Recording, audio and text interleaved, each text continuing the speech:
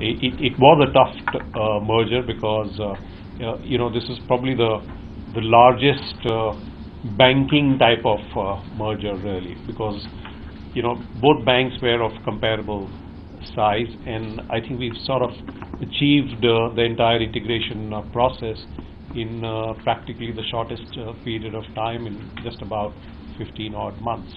There's still some work left because once you integrate, put everyone together, people have to settle down together with each other. So that should probably be over in about a quarter, and then we should really be full scale, going ahead really. On the overall economy, it's just about looking okay. You will see that in the results once Jaimin starts talking about them. Some of the commercial related businesses, which normally give you the first signs of movement and growth in the economy. You're really seeing growth over there. Probably just about a shade too early to say whether these are green shoots or no, but I think you are getting more and more comfort that things are really started to look up, and one can necessarily hope for a better days to come really. So with that, I'll just hand it over to Jaimin to take you through the actual quarterlies. Thanks, Bill. This quarter, as Deepak mentioned, we finished the merger during the period, and this quarter we ended with, at the bank standalone level, a post-tax profit of 742 crores. If I compare the same period last year, we were at 190 crores. Of course, last year, first quarter, April-June was the first quarter which was there after the merger became effective, and we had taken some hits, including on pensions and additional provisions. But overall, from 189 crores PAT for quarter one last year, we are at 742 crores this period. Our capital adequacy continues to be very healthy. We are at 15.8% Tier 1 capital, which is entirely equity. Our NIMs are now at 4.37% for this quarter. Advances, we've seen growth coming in certain areas. Overall, we end the period with advances of about just over 1,20,000 crores, which is about 17% higher than what we were last year. Growth we've seen in areas like commercial vehicles, construction equipment. The corporate book has grown pretty healthily. The agri book, as well as the small business book on the year-on-year basis, has seen growth. CASA, we end the period at 37.4%. We've seen growth on average CA and average SA basis quite healthy for the year. The SA balances continue to grow on a YOY basis at about 35%, with SA also at about 32-33%. We also have the sweep product, which is another 6% plus of the overall deposit base. GNPA, at this period, we closed the period with 2.5% and an NPA of 1.2%.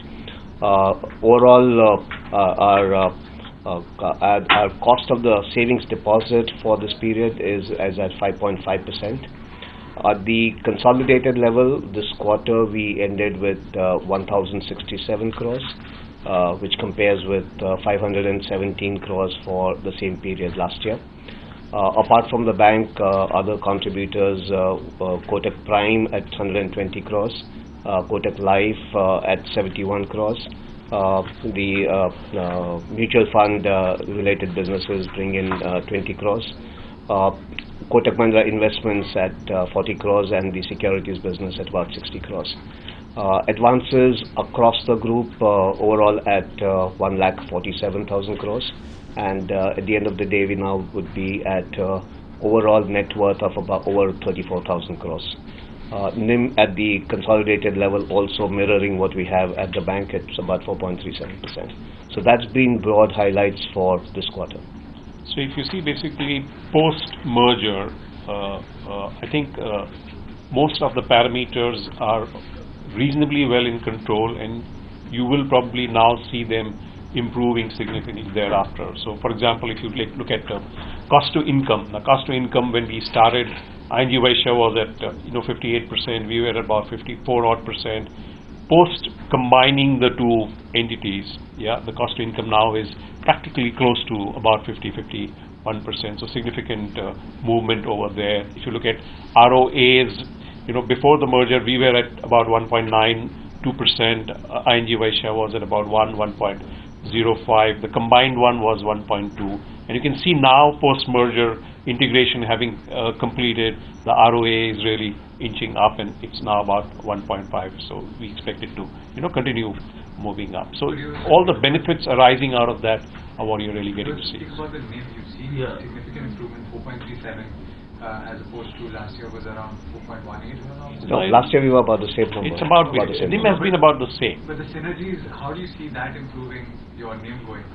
No, I don't think the synergies will increase the NIMs significantly, but what will happen really is your cost synergies will start flowing in, and your income synergies will really start flowing in. So your NIMs may remain the same, but the benefits you will see really in terms of ROA going up really, and cost to income coming down.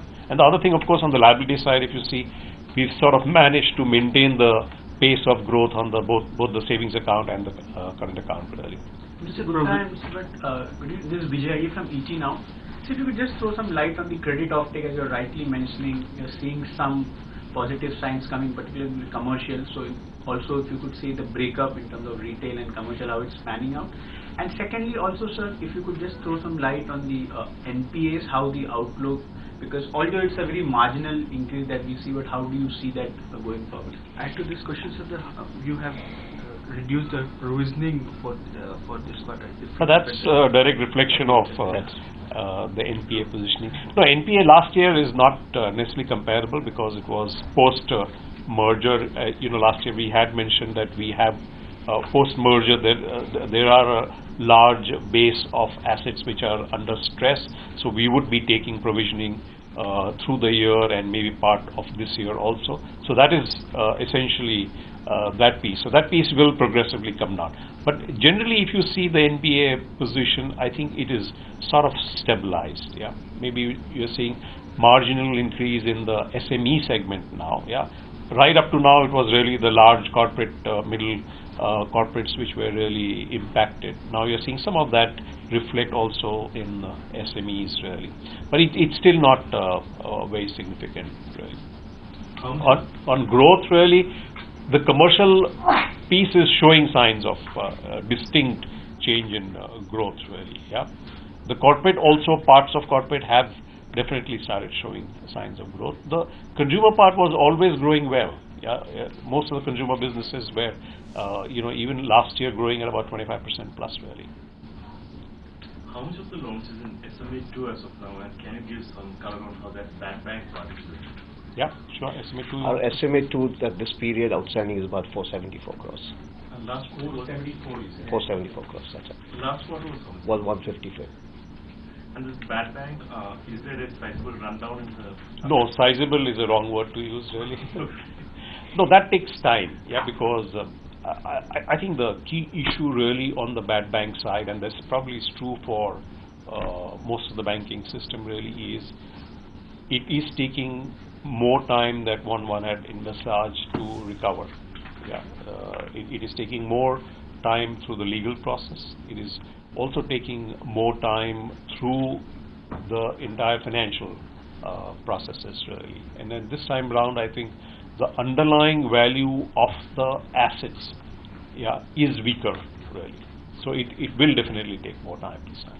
And how much you have fully provided for those assets in the bad bank? Will there be some write backs happening? No, fully provided to the extent accounting and regulation allows us. Yeah, but there are some parts which you cannot provide, even though you know that this will ultimately come under stress really. Yeah. So wholesale banking जैसे हम देख रहे हैं वहाँ पे अच्छा सुधार देखने को मिला है sequentially अगर हम देखें आप यहाँ से एक्सपेक्ट कर रहे हैं कि एटलीस्ट कितने % का ग्रोथ यहाँ से आप एक्सपेक्ट करें एटलीस्ट नेक्स्ट क्वार्टर या फुल FY17 पूरा FY17 में जैसे हमने कहा कि 20% ग्रोथ आ जाएगा नहीं होलसेल स्पेसिफिकली आप मत देखिए I think because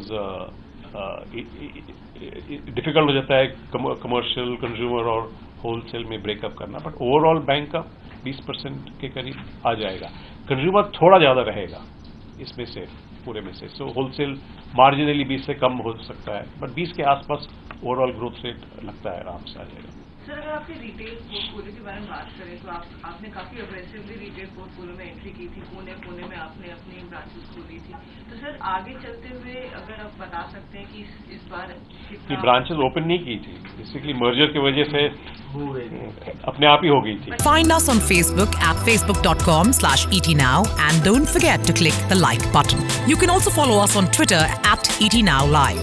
To stay updated with all our programming, hit the subscribe button on our YouTube channel by logging on to youtube.com/user/etnow.